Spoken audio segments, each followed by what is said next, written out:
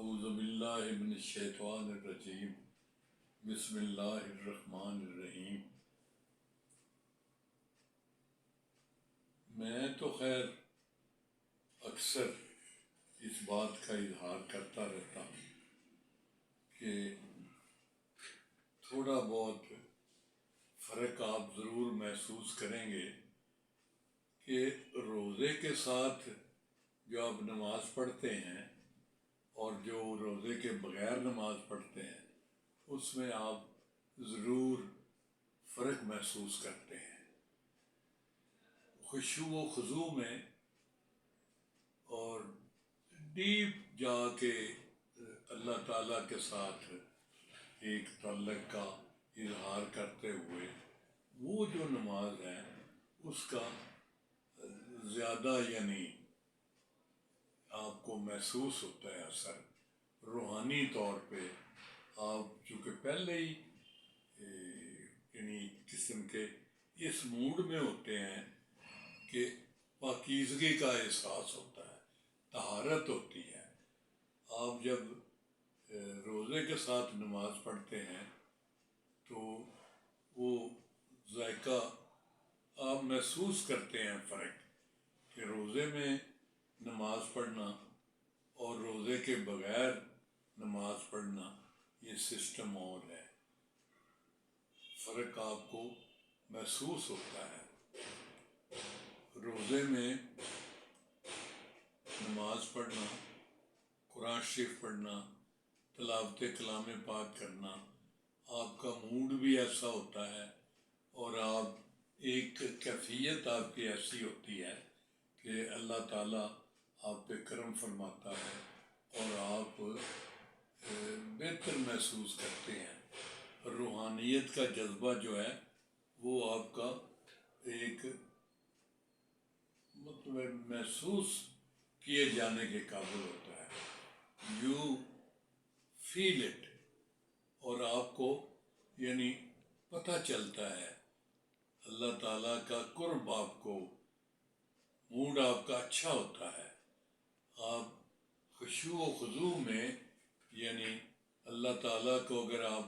اس وقت یہ محسوس کریں کہ آپ اللہ تعالیٰ کو، اللہ تعالیٰ کے قرب ہے آپ کو حاصل، اللہ تعالیٰ مطلب ہے آپ اگر یہ محسوس کرتے ہیں کہ آپ اللہ تعالیٰ کو دیکھ رہے ہیں تو پھر واقعی آپ کو وہ جو احساس ہے اس کی برتری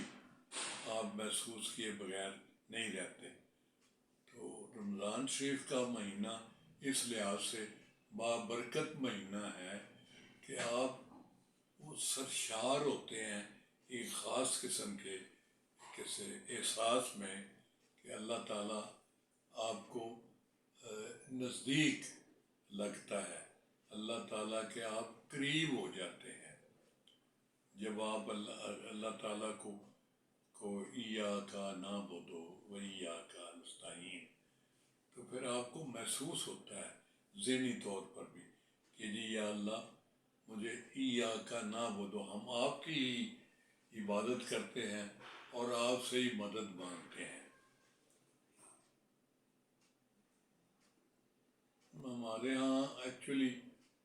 شرکپور شریف کا ذکر تو پھر آ جاتا ہے نا کہ آئی بلانگ ٹو شرکپور شریف، تو وہاں تھوڑا بچپن میں ہی ماحول ایسا شیر احمد صاحب کی وجہ سے اور ان کے میاں غلام اللہ صاحب اور پھر باقی سارے اللہ والوں کے پاس بیٹھنا آنا جانا۔ میں وہاں ایک میاں نیک محمد صاحب ہوتے تھے، ارنی شاہ کے مزار پہ وہ بیٹھتے تھے، تو وہ ان کے پیچھے میں جب چھٹی جماعت میں پڑھتا تھا تو ان کے پیچھے فجر کی نماز پڑھا کرتے تھے بعد جماعت، تو ان سے میں جسارت کرتا تھا، کئی ایسے سوال کرتا تھا جو میری عمر سے زیادہ بڑے لیول کے تھے۔ مثلاً یہ کہ جناب مجھے یہ فرمائیں کہ نماز پڑھنے کا سب سے بہتر طریقہ کیا ہے؟ تو وہ اللہ والے تھے، about 100 years of age, hunchback تھے، اور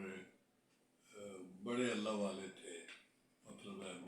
بڑی نحیف اور نزار آواز میں بولتے تھے، لیکن اثر ان کی زبان میں بہت زیادہ تھا۔ وہ فرمایا کرتے تھے کہ ایسے نماز پڑھو کہ آپ اللہ کو دیکھ رہے ہیں، اللہ کو جب آپ مخاطب کر رہے ہیں تو اللہ تعالیٰ کی ذات بابرکات آپ کے سامنے ہے۔ اچھا، میں نے ایک دفعہ سوال ڈال دیا کہ جناب اگر یہ نہ ہو، طاری نہ ہو آپ پر، تو ان کا پھر یہ ضرور دیکھو کہ اللہ آپ کو دیکھ رہا ہے۔ اگر آپ اللہ کو نہیں دیکھتے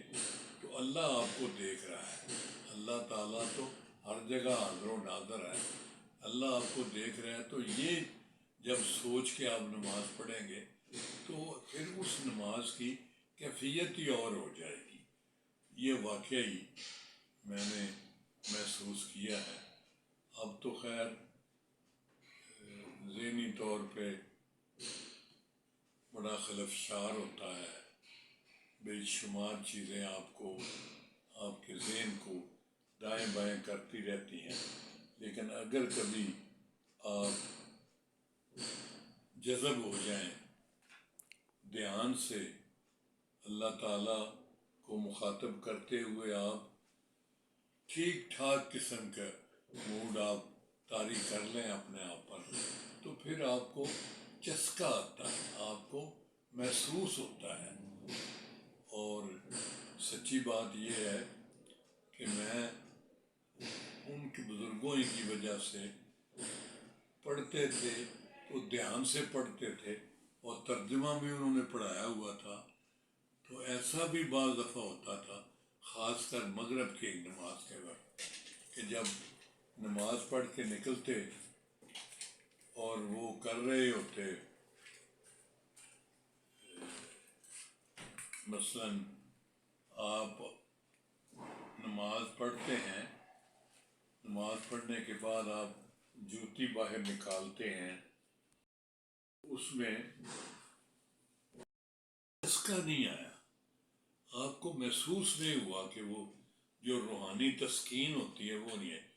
تو پھر اندر جاتے ہیں مسجد میں، جوتی پھر اندر رکھتے، پھر دوبارہ پڑھتے، اب دھیان سے پڑھتے، لفظوں پہ غور کر کے پڑھتے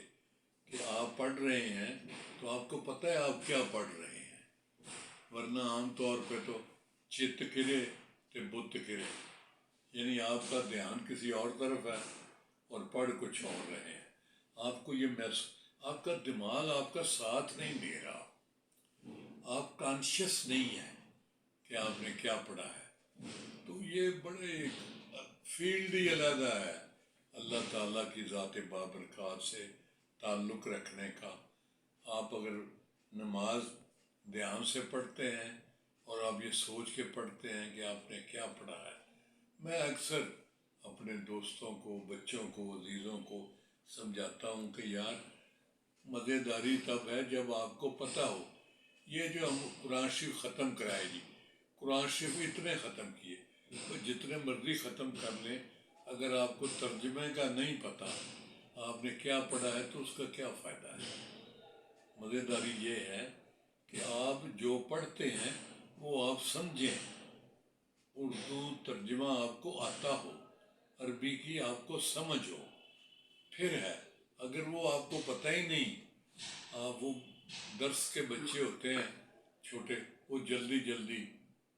حفظ بھی کرتے ہیں اور ویسے بھی وہ جلدی جلدی پڑھ جاتے ہیں، پتہ ہی نہیں ہوتا کیا پڑھا ہے، تو اس کا تو مزیداری تو نہ ہوئی۔ ثواب اپنی جگہ ہے، لیکن ثواب میں اضافہ ہو جائے گا، زیادہ اچھا ہو جائے گا اگر آپ دھیان سے پڑھیں گے اور آپ کو پتہ ہو کہ کیا آپ نے کیا پڑھا ہے، اللہ تعالیٰ کی منشا کیا ہے، اللہ تعالیٰ کا حکم کیا ہے۔ تو یہ میری گزارش یہی ہوگی کہ آپ نماز بھی بعد ترجمہ پڑھ لیں، اور اس کو 2-4 مرتبہ پڑھیں گے تو پھر آپ کو یاد ہو جائے گی۔ پھر آپ جب بھی نماز پڑھیں گے تو آپ کو پتہ ہوگا، مثلاً اب الحمدللہ رب العالمین، اللہ تعالیٰ کا شکر ادا کرتے ہیں، للہ ساری تعریفیں اللہ کے لیے ہیں، للہ رب العالمین جو جہانوں کا پالنے والا ہے، تو پتہ چلتا ہے کہ بندہ کیا پڑھ رہا ہے، ورنہ تو وہ فائدہ نہیں حاصل ہوتا جو ہونا چاہیے۔ لہذا میری گزارش ہوگی کہ آپ آئندہ